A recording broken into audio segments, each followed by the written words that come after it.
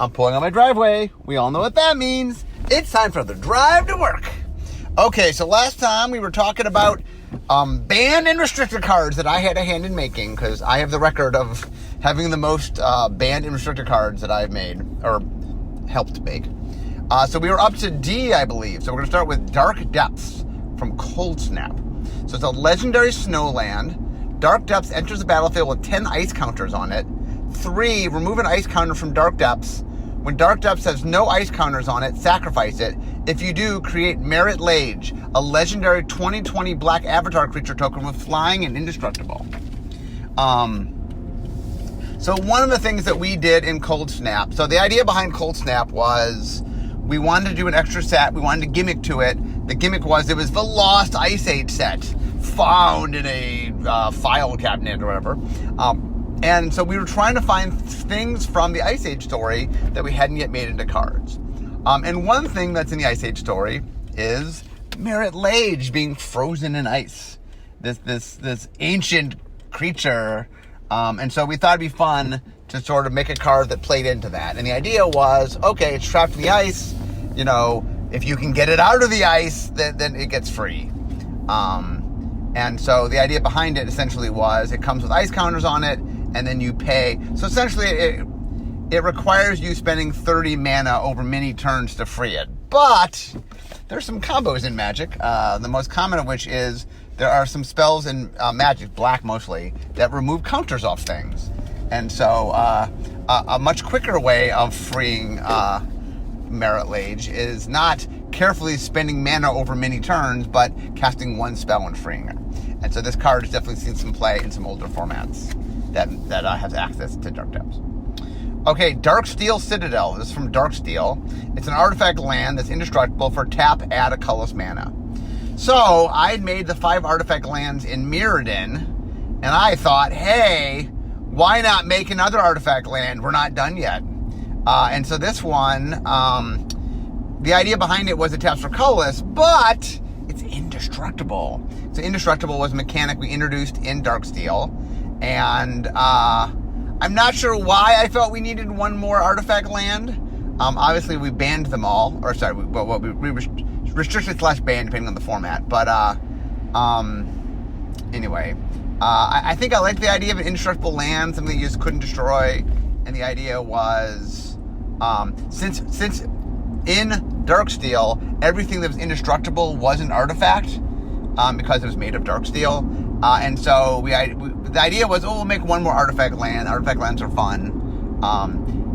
Now, I think Darksteel Citadel, at one point we were printed. So one artifact land in a vacuum without too much support for it, I guess was okay, although it gets dangerous in a set that cares about it.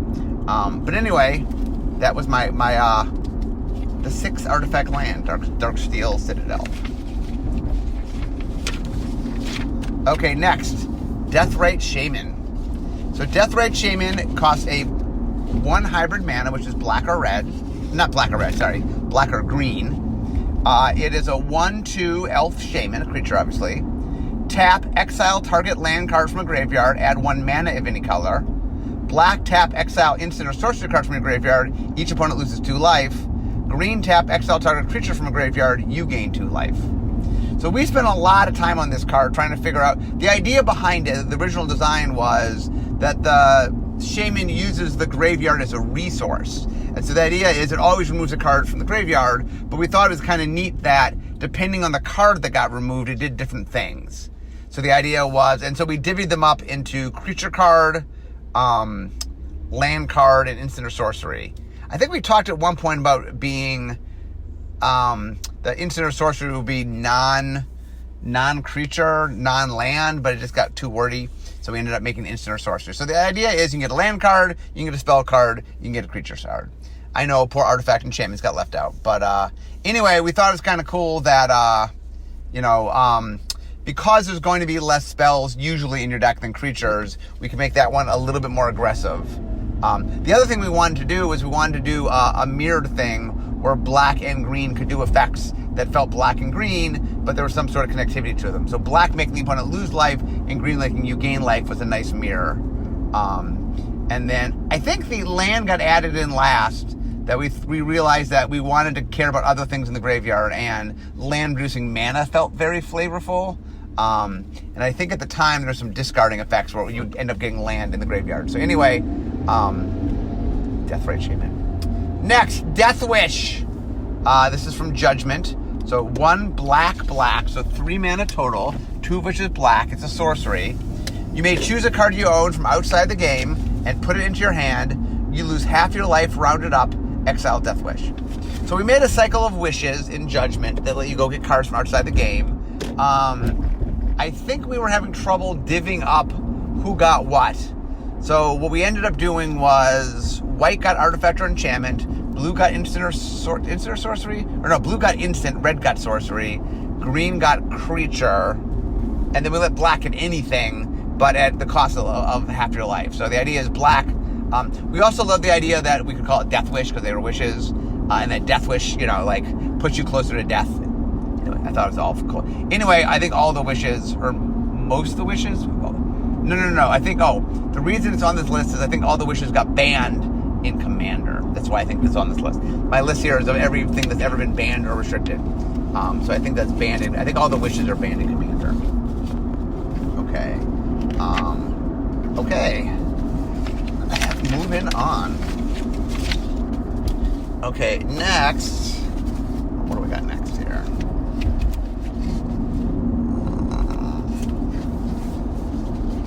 Hold on 1 second. Okay. Next up, we got Dig Through Time. So this is from Khans of Tarkir. So 6 blue, so 8 mana total, 2 which is blue. It's an instant. It's got Delve. Each card you exile from the graveyard makes the casting... each card you exile from the graveyard while casting the spell pays for 1. So it allows you to reduce the spell by exiling cards from the graveyard. Look at the top 7 cards in your library, put 2 of them in your hand, and the rest on the bottom of your library in any order. So the interesting thing is I first made Delve on a couple cards in Future Sight. So Future Sight had this gimmick where there were future shifted cards. Cards from the future, or at least potential futures. And one of the mechanics we had was Delve. I think Delve was on 3 cards in Future Sight. 2 or 3 cards. Anyway, we had tried a couple times to get Delve in. I think we talked about looking at Delve as a Golgari mechanic. In the end, we ended up using it for, in Khans of Tarkir, for the Sultai, black, green, blue. Because black and green are the graveyard colors, and blue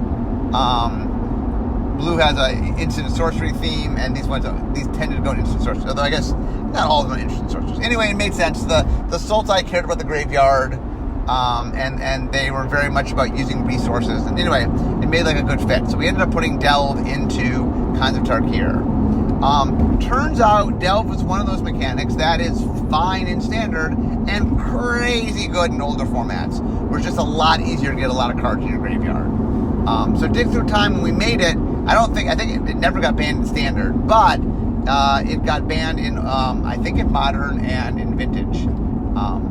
Anyway, Delve proved to be one of those mechanics that just gets much better in older formats. Anyway, Dig Through Time. I do like Delve. I think Delve is kind of cool. I think you have to be careful on what kind of spells you are reducing the cost of, but it is a cool spell. Okay, next, Disciple of the Vault. Mirrodin costs a single black mana for a 1/1 human cleric. It's a creature. Whenever an artifact is put into a graveyard from the battlefield, you may have target opponent lose 1 life. So we made 2 of these cards. These were made as a mirror. There was a white 1-drop that gained you a life whenever an artifact entered the battlefield. And then there was a black one that made your opponent lose life whenever an artifact went to the graveyard. So, enters the battlefield, gain a life. Leaves the battlefield, opponent loses a life. Interestingly, the black one that causes life loss proved to be way more problematic than the white one that gains life. That is an ongoing theme of Magic Design. Anyway, this was just made... it's one of those things where I think this card was made pretty innocently when we made it. I think the idea was just to make something that interacted with it, and it was a way to make artifacts matter. The fact that it's a win condition, essentially if you just do shenanigans with an artifact deck and have this out, and this 1-drop, it just gets to be a win condition in a pretty easy, simple way. That's why I think it ended up getting banned. It just made things a little bit too easy. You could do lots of shenanigans with your Artifact Matters deck, and then your opponent kind of died just because Disciple of the Ball was out. Anyway, so next is a cycle, the double cycle.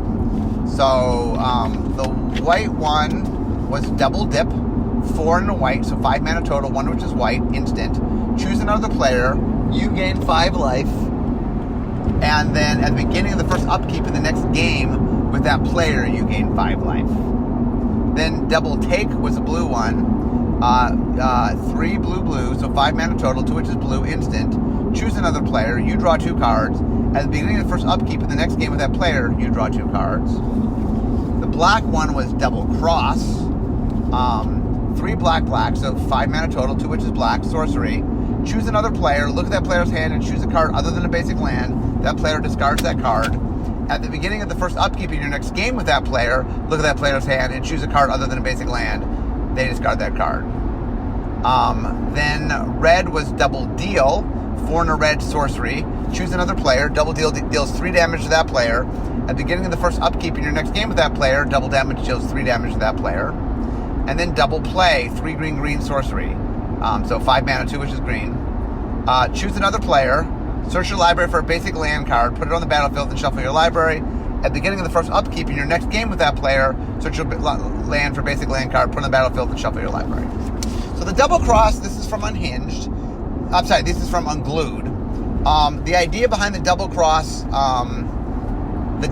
cycle was that it did something now and the beginning of the next game. So we try to come up with things that we thought were valuable that you'd want to do during your first upkeep. And so it had like get a land, do damage to the opponent, make them discard a card, draw cards, and gain life. All those felt like relevant at the beginning of the game, could be valuable for you. I think these got banned in Commander, just because they do create, like, the idea is it's a multiplayer format. I play with Susie, and then I'm playing another game with Susie, but the other people in my game with Susie are completely different people.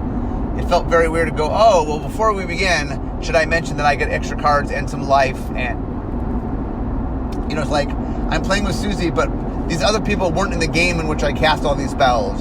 So it just felt really weird. And there's just no way, anyway, it was just sort of awkward to sort of track. So I'm pretty sure these cards are banned in Commander, which is why they're here. When I say banned in Commander, is Commander for a while allowed silver border cards for like 3 months after Unstable, 2 or 3 months after Unstable came out, and so they banned a bunch of cards during that time period. That's when that got banned. So anyway, that's why I have a bunch of silver border cards. Okay, Dread Return, 2 black. So 4 mana total, 2 which is black. It's a sorcery from Time Spiral. Return target creature cards from your graveyard to the battlefield. Flashback, sacrifice 3 creatures. You can cast this card from the graveyard, first flashback cost, then you exile it. I think we were just trying to make, one of the things we were trying to do with Time Spiral is we were messing around with old mechanics, so we brought back flashback, and we liked the idea of making a flashback that just had a cost that's a different cost. It's not mana. But it turns out that being able to, for free, cast a spell second time is very powerful. And there's lots of ways to get lots of token creatures and things in play that make doing this a little bit easier. For example, one of the things you could be getting back, there's numerous cards that you can get the creature back, and the creature comes with a bunch of different tokens. More than one token. So, anyway, that is Dread Return. Dream Halls, 3 blue. It's 5 mana, 2 which is blue. It's an enchantment from Stronghold. Rather than pay the mana cost for a spell, its controller may discard a card that shares a color with that spell. So this was inspired, so in in Alliances, there was a series of cards called the Pitch Spells, a cycle of 5 cards. And the Pitch Spells, instead of casting the spell, you may discard a card of the same color to cast the spell. We then, in Mercadian Masks, this is Stronghold, this is prior to Mercadian Masks. We hadn't made Mercadian Masks yet. Anyway, I liked the pitch cards, so I thought it might be fun to make a card that turns all your cards into pitch cards. Interestingly, when this came out, what's it called? Inquest magazine that talked a lot about gaming and had a lot of Magic content, dubbed this card the worst card from Stronghold. And then years later, it got banned. So they were a little off on the worst card. In fact, I remember when they banned it, I was like, okay, I'm not sure whether or not this card will end up doing what it needs to do, but man, that seems like a weird choice for a worst card. This card in the right environment could be crazy good, and it was. The fact that a circumvent cost, it allows a lot of shenanigans. In general, circumventing costs can cause a lot of shenanigans, and so this card, especially in like a mono blue deck where I just have infinite blue cards to discard, and the fact that once I get this out, I'm now, because one of the things that blue lets you do is draw cards, and so if, for example, it's a draw spell that draws you more than 2 cards, and I can cast it by discarding 1 blue card and it, I'm just going up in cards, right? And once I'm going up in cards, cards are the resource. Like, the whole idea behind this is the thing that it's supposed to zap you of is cards, right? Because I'm spending, I'm not paying mana, but I'm spending 2 cards per thing. Well, I'm supposed to run out of cards. That's the kind of the safety of Dream Halls. But in a mono blue deck with card drawing, I can discard 2 cards and go up cards. And so it, like opportunity lets you draw 4 cards. So if I discard, if I get this out and I have opportunity and a blue card, my whole deck's blue, and I discard it and all of a sudden I get to draw 4 cards. So now I'm up in the number of cards that I can use to cast. So anyway, it was quite good. Earthcraft, Tempest, 1 and a green, it's an enchantment. So 2 mana total, 1 of which is green. Tap an untapped creature you control, untap target basic land. So the idea here was there's a card in Alpha called Ley Druid, and Ley Druid was a creature that you could tap to untap a land. Ley Druid was thought of as kind of weak, although it was played in the first ever World Championship deck by Zach Dolan. So I said, wouldn't it be cool if we made a card that just made all your creatures into Ley Druids? Now, interestingly, we templated this. We didn't splice it onto the creatures, which would have prevented you from using them the turn they enter the battlefield. But because I made it a cost, now you can. So the second I play a creature, I can get mana out of it, and get mana out of it by untapping a basic land. So the idea that turns all your creatures into mana essentially proved to be quite potent, and obviously led to us banning the card. Or maybe is it ban restricted? My guess is restricted vintage for sure. Okay, next, Enter the Dungeon. This is an unhinged card. Black sorcery, so 2 mana total, 1 of which is black. Players play a magic sub-game under the table, starting at 5 life, and using their libraries as their decks. The winner searches the library for 2 cards, puts those cards in their hand, and shuffles their library. So I was trying to, so one of the things we like to do in Silver Border sets is make sub-games. Richard had originally made a card called Scheherazade in Arabian Nights. It lets you play sub-games. It was kind of fun, but from a tournament standpoint, it just took a lot of time. And having to sort of have a new area to play in can be messy in tournaments when you don't have a lot of space. So we moved that to Silver Border. Black Border no longer does sub-games, but because sub-games are fun, Silver Borders now do sub-games. So we did once more with Feeling in Unglued, which is also banned. I think all the sub-game cards were banned in Commander when they put them in, which is how this got banned. Enter the Dungeon was unhinged, and then what was the red one called? There's an Unstable had, blinking on the name of the red one. It's a red one where you went to 1 life. You guys know the name. I'm blinking on the name. Anyway, Enter the Dungeon came about because I was looking for a sub-game. I wanted something that was quirky. And then we got the idea of playing under the table. A, because you need space to play, and B, it just seemed like a fun thing to make people go under the table. And since they had to play a game, like they needed some space to play, I thought it would be kind of fun. Like, well, there's a sub-game. Where do you play a sub-game? I went under the table because there's the floor there. And anyway, we did put the flavor on it, Enter the Dungeon, and the reward was 2 demonic tutors. You get a tutor for 2 cards. Because the idea is when you're going to the dungeon, and then you get your treasure, was the thought. So, anyway, this is a fun card. One of my favorite rulings I ever made was at one of the pre-releases. We ran a bunch of flights of pre-releases at Gen Con SoCal for Unhinged. I dressed up like a donkey. And Osta Lebitowitz, a pro player, was playing, and I got called over, and the match was under the table because Enter the Dungeon was going on. And And so I had to make a ruling, and so I climbed under the table to make the ruling, because that's what the game was. And I think the ruling was, there's a card called, what's her name? It's the riff off of the white 1/1 that taps to give protection to any color. Like the name of that, Mother of Runes. So this was Mother of Goons, I think it's called, and you had to insult somebody every turn. But there's a Goblin Mime in play, which kept Osip from talking.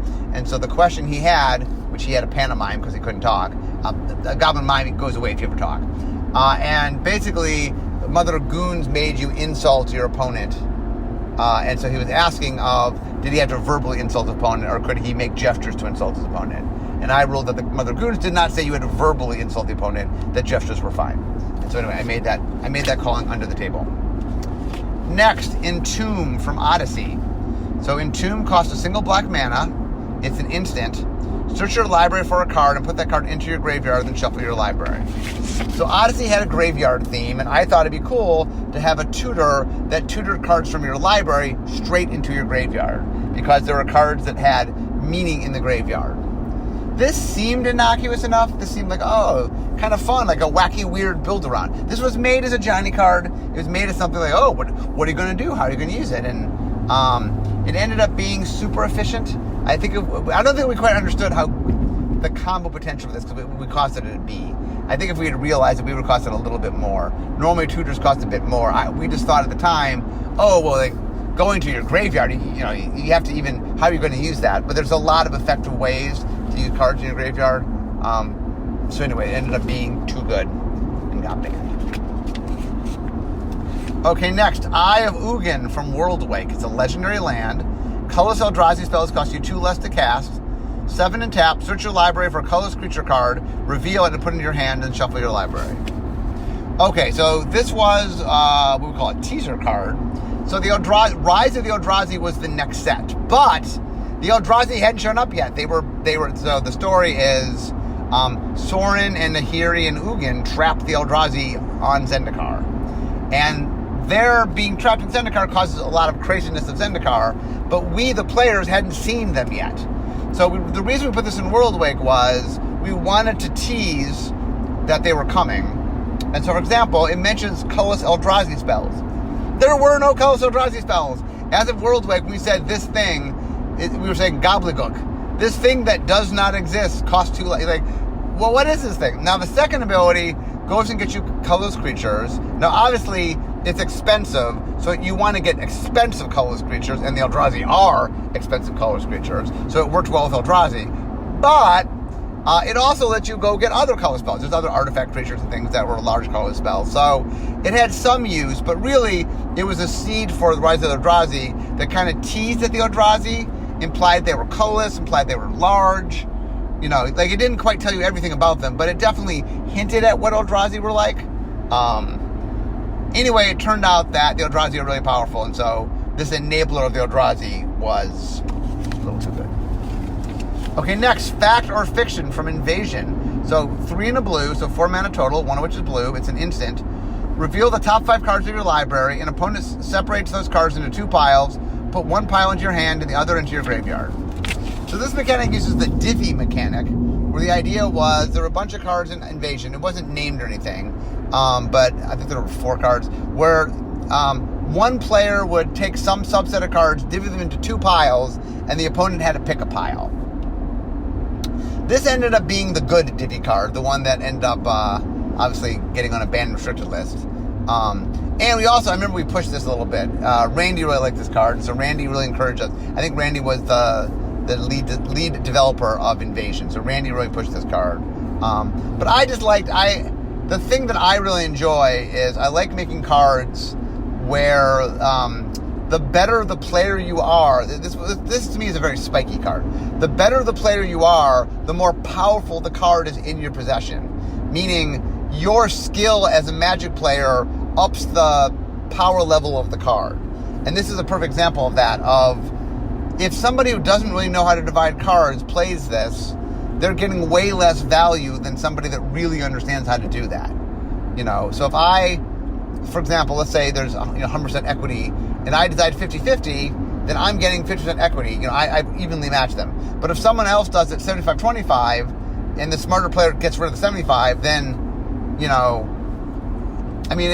it's really interesting of trying to do it correctly, because, or actually I said it backward. If you do it 70-25, the player can take the 75. So you need to make sure you're giving them an even balance.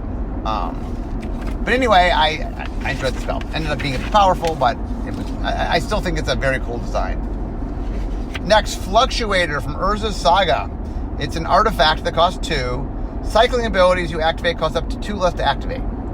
So the idea of this was, we have a bunch of cycling cards, but cycling, there's no reason really to play cycling cards with each other. On some level, they were almost anti-synergistic, because they all needed mana if you wanted to cycle them. So when we brought cycling back in Onslaught, I made cards that triggered off things cycling. But this time around, this is back in Urza's Saga, the idea I said is, well, what if you had a card that just made cycling free, essentially? Because in Urza's Saga, all cycling costs 2. So making it cost 2 less, at least as far as Urza's Saga was concerned, is you can cycle any card for free. Well, the idea that you had access to cards and then you could just change your cards for other cards proved to be crazy powerful. I don't think, obviously, it was one of those things where the fact that we costed it 2 sets, we didn't realize quite how powerful it was. So, anyway, that's one of those where I was trying to I wanted to make something that let people draft, make a linear deck out of cycling. And I succeeded a little too well.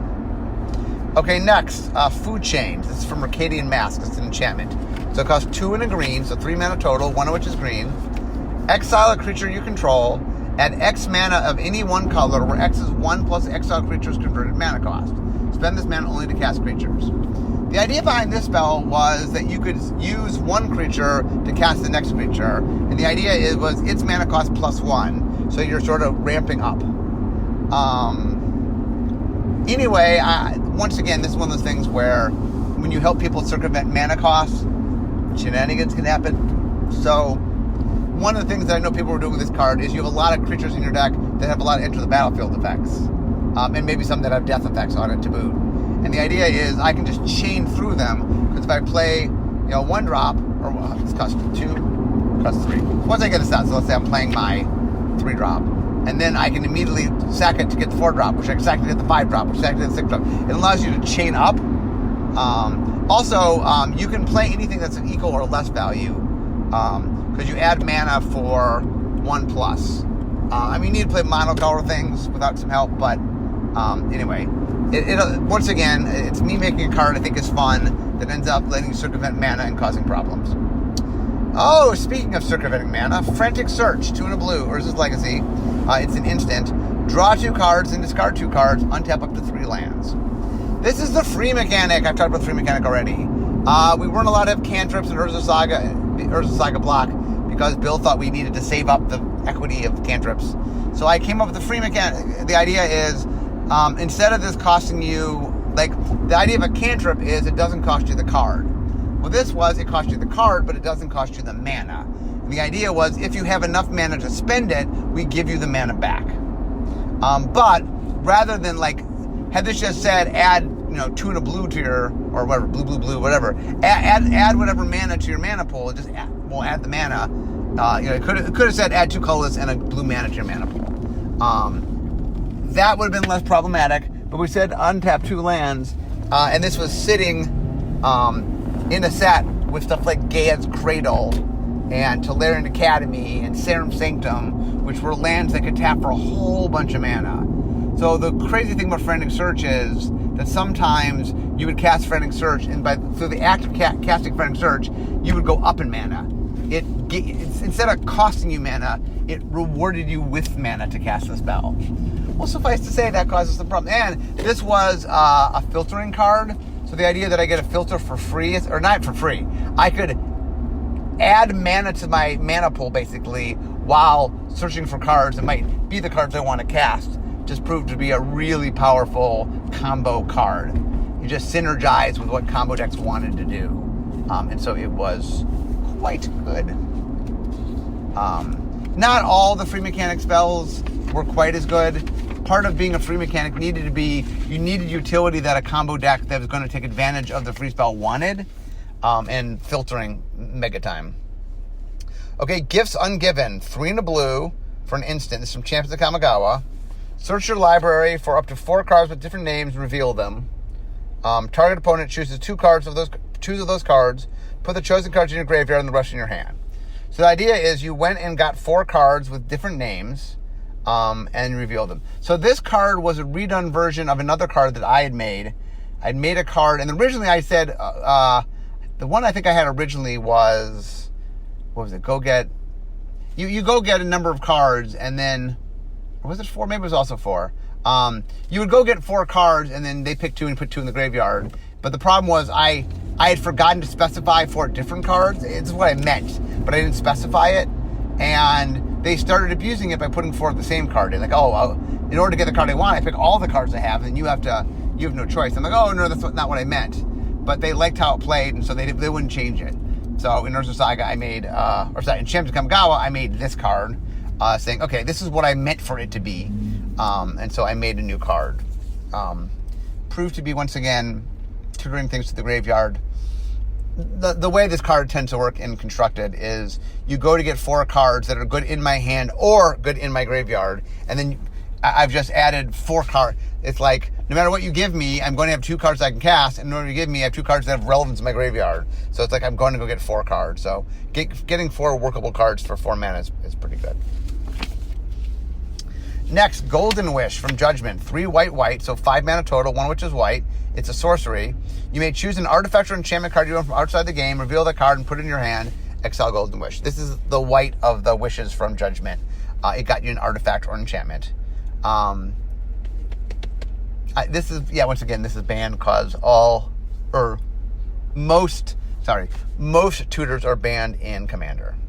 Golgari Grave Troll from Ravnica. 4 and a green, creature, troll skeleton. It is, what are its stats? It's a 0/0 creature. It enters the battlefield with a +1 counter on it for each creature card in your graveyard. So it's kind of like a Lurgoyf. I mean, what inspired this card was a Lurgoyf. It's like, I come into play. I mean, it's a Lurgoyf that sets itself at the time you play it rather than a Lurgoyf. But the idea is, so it cares about how many dead things there are, enters the battlefield. Then you can spend 1 and remove a +1 counter from it to regenerate it.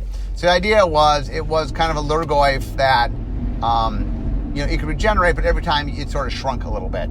And then we made it Dredge 6. Well, the reason that Dredge 6 is so good is in order to get the card back in my hand, I have to take 6 cards from my library and put it into my graveyard. Well, while in a vacuum, it's a negative because maybe you'll run out of cards. On this particular card, it cares about how many creatures are in your graveyard.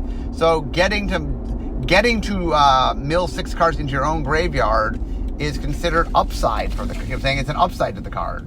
The fact that it has such a high, in general, high dredge numbers tend to be very, very good in a dredge deck because a dredge deck's all about taking advantage of cards that work in the graveyard. So what you want to do is get cards in your graveyard. So the fact that you have a dredge cost that gets so many cards is just super effective. But anyway, this is one of those cards. When I made this card, it did not have the high dredge cost on it. It was just sort of a Lurgoyf variant. And at the time, I thought it was kind of fun just because I like the idea that it's something you can get back that would get better with time. I thought that was kind of cool. But anyway, so what happened, the real quick story is, I made Dredge. When I made Dredge as the Golgari mechanic in original Ravnica, it just got you instead of drawing a card, you could draw this card back from the graveyard, and they were cost to be a little on the weak side, but you could get them. That's the advantage of them. And then Brian Schneider, who was the lead developer, decided to change it up a little bit. He liked the idea of them having milling as a secondary cost because it kind of fed the Golgari. He was correct. They're super synergistic. Obviously, Dredge is a major deck in Vintage, but I think it was a little more synergistic than he was realizing. But anyway, one of the ways you get onto the list of the most banned restricted cards of all time is create mechanics like Dredge. So let's see how we're doing here. I'm at work Okay, I'm gonna finish up. I'm gonna finish up G real quickly. Grape Shot, 1 in a red from Time Spiral. It's a sorcery. Grape Shot deals 1 damage to any target, and it has the Storm mechanic. When you cast a spell, copy it for each spell before it. This turn, you may choose new targets for the spell. New targets to cite for the copies. So I think what happened here was we were putting all sorts of old spells into Time Spiral. So Storm was originally designed by Brian Tinsman, and it was broken. I have a whole scale about how things aren't going to come back, named after a Storm scale, because I don't think we're ever putting Storm back. Time Spiral, we were prideful. We're like, oh, we can bring it back. Yeah, it caused problems before. We can bring it back, no problem. You know, we're good. We're good designers. We can handle it. And this card got broken. So one of the things we learned from this is win conditions that are on Storm cards, no matter how minor it seems, like, oh, 1 damage to any target. How could that kill somebody? By having 20 copies. That is possible. Anyway, this was hubris in action. Us thinking we were better than the Storm, that we could control the Storm. You can't control the Storm. Great Furnace, Mirrodin, Artifact Land, taps for red. This is the red cycle of the Artifact Lands. This one actually saw a bunch of play outside of shenanigan things because red had a sacrifice artifact theme. So the fact that you could play this to get things out, and then later on when you have enough mana, use it as a sacrifice cost, was actually a kind of fun and fair way to use it. Green Sun Zenith. XG is from Mirrodin Besieged. Sorcery. Search your library for a green card with converted mana cost X or less. Put it on the battlefield, then shuffle your library. Shuffle Green Sun's Zenith into its owner's library. There were 5 suns on the plane. The green sun coming out was something that had happened in Fifth Dawn. There were 4 suns, and the merging of the 5th sun happened in Fifth Dawn. That's what Fifth Dawn is, the dawning of the 5th sun, which was the green sun. And so we made a cycle of Zeniths, I think, here. This was the green Zenith, and this allowed you to go search out your library. And then I think the Zeniths all shuffled themselves into. There's a mechanic that we had made where the cards once used got shuffled in, and I think these, to avoid abuse things, we had them shuffle in. Grindstone Tempest, cost 1. Artifact, 3 and tap. Target player puts the top 2 cards of the library into the graveyard. If both cards share a color, repeat this process. So this was me making a mill card with trying to make mill a little bit more unpredictable. Like with a millstone, I can go, oh, well, you can mill me 2 a turn. I can count how many turns we got. I can count my library and go, oh, well, you're going to mill me out in 10 turns. But the nice thing about this card is you don't quite know. And it also was a nice way, it was a little more effective against monocolor decks. Now, people have lands in their decks, so sometimes they'll hit lands, and lands don't have color, so you're not always going to mill them. But in a monocolor deck, you're more likely, whenever you hit 2 of the same color, two non-lands, essentially, you're going to keep milling. So I like that this was able to do that. I think it ended up being a little too powerful, which is why it got restricted. But anyway, it's a fun card. Gush, Mercadian Masks, 4 and a blue for an instant. So 5 mana, 1 of which is blue. You may return 2 islands you control to their owner's hands rather than pay the spell's mana cost, and then you get to draw 2 cards. I loved the pitch cards from Alliances, and so I was the major architect behind the alternate costs in Mercadian Masks. So we made more pitch cards, and we made a whole bunch of other cards. And so Gush was me trying to just be inventive on, oh, what kind of things can you do? And I'm like, oh, well, returning land, that's a cost because it sets you back and this and that. But it turns out that drawing cards for free is so valuable that, you can give up some tempo on your lands, especially later on, to make that happen. So Gush ended up being mighty good. Okay, that finishes off G, so we will stop here. So anyway, the jaunt through all the cards I've made that are banned restricted, or had a hand in that are banned restricted, is a long list. So we will continue on in the next podcast. But anyway, I'm now here at work. So we all know what this means. This is the end of my drive to work. So instead of talking magic, it's time for me to be making magic. See you next time.